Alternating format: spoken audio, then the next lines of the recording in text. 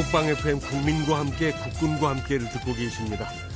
국가유공자는 대한민국의 오늘을 있게 한 주인공들입니다. 유공자를 위한 보훈은 국가와 국민의 의무이며 대한민국의 미래를 위한 소중한 사업입니다. 한 주간의 보훈 사업을 살펴보는 보훈 사업은 국가의 미래. 대한민국 무공수훈자회 하두철 조직국장을 연결합니다. 하두철 국장님, 안녕하세요.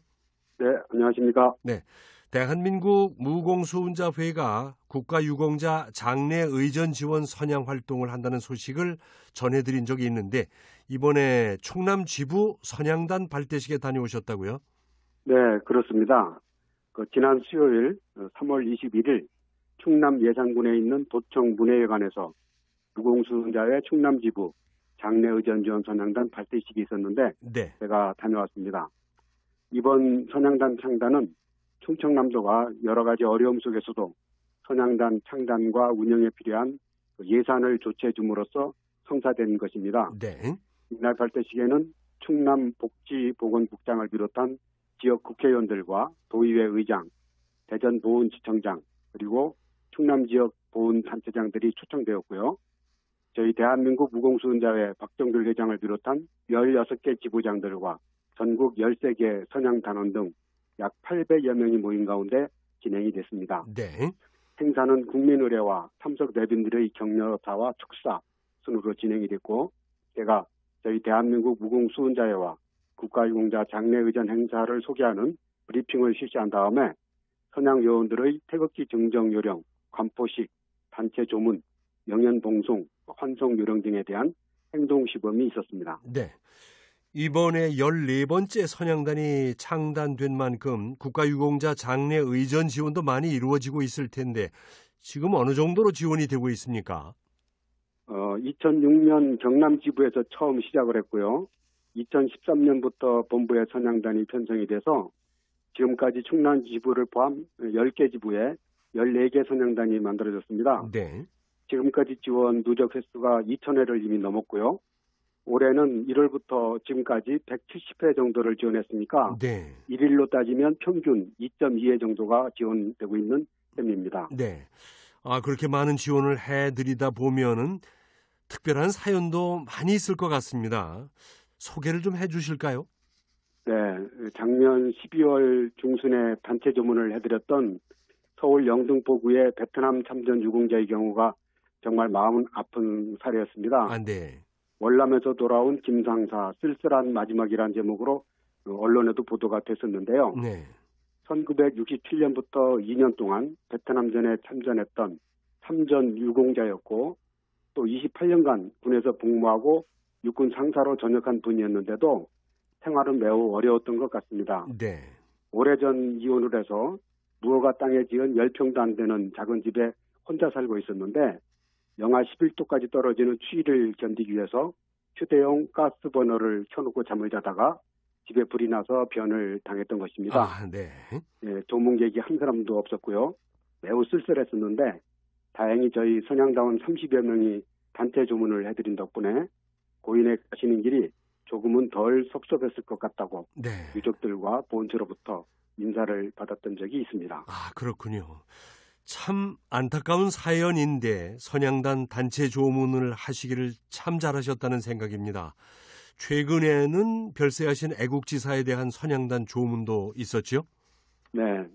일제강점기 항일 학생 결사단체인 태극단을 조직해서 항일 운동을 하셨던 서상교 광복회 부회장께서 지난주에 향년 95세로 별세를 하셔서 네. 저희 장례 의전 지원 선양단이 단체 조문을 해드렸습니다. 고인께서는 1943년 일본 경찰에 체포돼서 모진 고문을 당하다가 1944년 7년형을 언도받고 옥고를 치르던 중에 8.15 광복을 맞았는데요. 네. 정부로부터 건국군장 독립장을 받았고 광복회 사무총장과 부회장, 민주평통 자문위원 등을 역임하셨습니다. 네. 이외에도 107세까지 장수하시고 돌아가신 6.25 참전 유공자의 장례 의전을 지원해드렸는데 저희 선양단이 지원한 최장수 어르신으로 기록이 되어 있습니다. 네. 또 국군 포로로 끌려가서 북한에서 살다가 대한민국으로 돌아온 귀환 국군 포로 4분의 장례 의전을 엄숙하게 지원해드려서 국방부로부터 감사 서신을 받기도 했습니다. 네. 말씀을 들을 때마다 참 의미 있고 좋은 일을 하신다는 생각을 자꾸 하게 됩니다. 앞으로도 많은 활약을 부탁드리면서 이어서 서해 수호의 날 기념식 관련 소식을 좀 전해주실까요? 네, 제3회 서해 수호의 날 기념식이 바로 어제 있었습니다. 네. 대전 국립현충원과 각 시도 지자체별로 기념식이 진행이 됐는데요.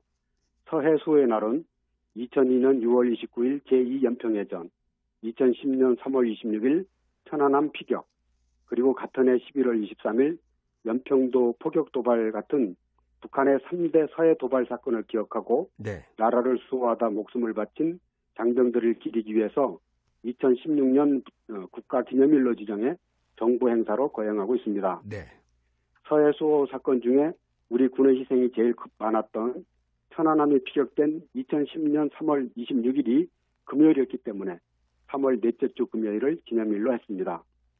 앞에서 말씀드린 서해 수호 작전에서 전사한 장병들이 대전 국립현충원에 안장이 됐는데 그곳에서 국가보훈처 주관으로 희생자 유족, 국군 장병, 학생, 시민 등 7천여 명이 참석한 가운데 기념 행사를 가졌고 네. 13개 광역시도를 비롯해 전국 50개 지역에서도 지역 기념식을 거행했습니다.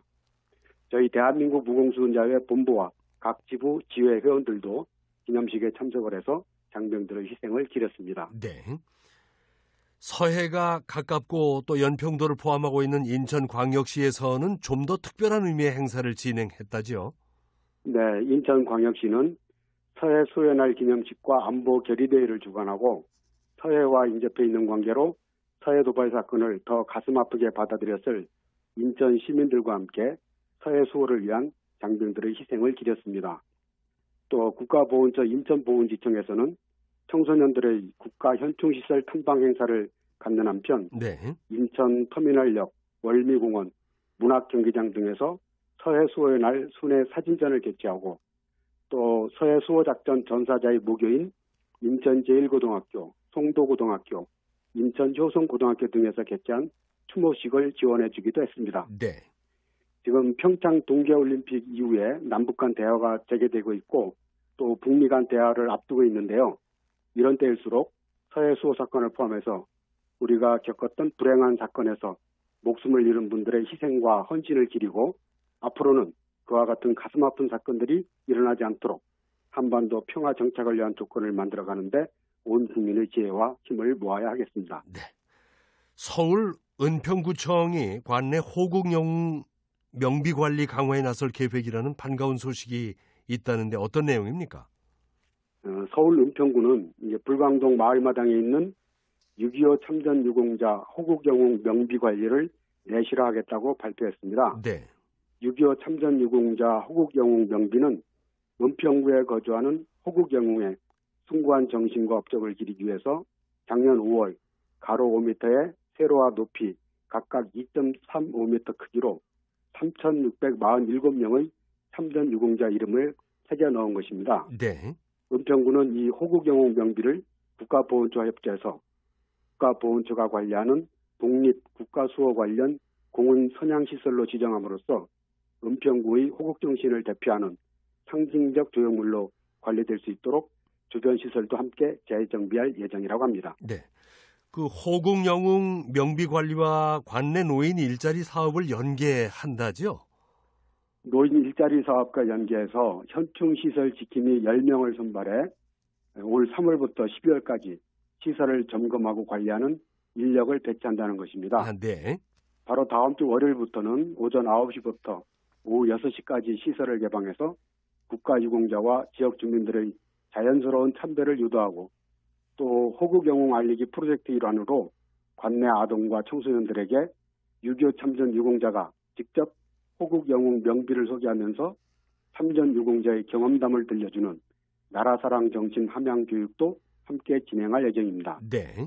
전국 시, 군구, 지자체에도 이와 유사한 명비나 현충 시설들이 많이 있는데요. 은평구 사례가 모델이 돼서 전국 범위에서 호국영웅 선양과 나라사랑 정신 함양운동이 범시민운동으로 전개된다면 우리 역사의 또 하나의 멋진 애국운동으로 자리 잡을 수 있을 것으로 기대가 됩니다. 그렇습니다. 오늘 말씀 잘 들었습니다. 감사합니다. 네, 감사합니다. 보훈 사업은 국가의 미래. 지금까지 대한민국 무공수운자회 하두철 국장과 함께 한 주간에 있었던 보훈 사업 내용을 살펴봤습니다. 군가 듣겠습니다. 나의 전우야. Now let's go over it once again.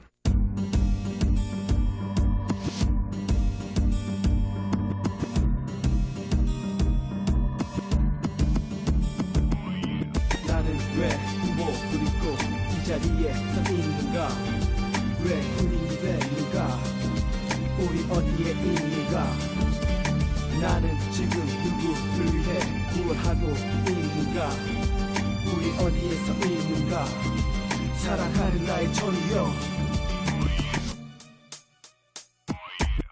어려운 일 힘든 일 모르고 철었던 내가 군인이 됐다. 늠름한 군인이 됐다. 모두 기사 5분 후 점호 교육훈련에 집합 총 들고 경계를 서는 성관의 명령에 복종하는 내가 정말 군인이 됐다. 포기하지 않으면 실패는 없다고. 난 나를 넘어서 이겨야만 해. 부모 형제의 행복과 미래를 위해서 난 나의 조국 대한민국을 지켜야만 해. 우린 삶을 살아가며 함께 할 수 있는 내 부족한 보충해주는 전우. 나의 전우야. 항상 어렵고 바빠도 나를 도와주는 보는 것만으로 위안을 주는 전우가 되자고 함께 맹세하리라. We will look different, but we have come together as one army green.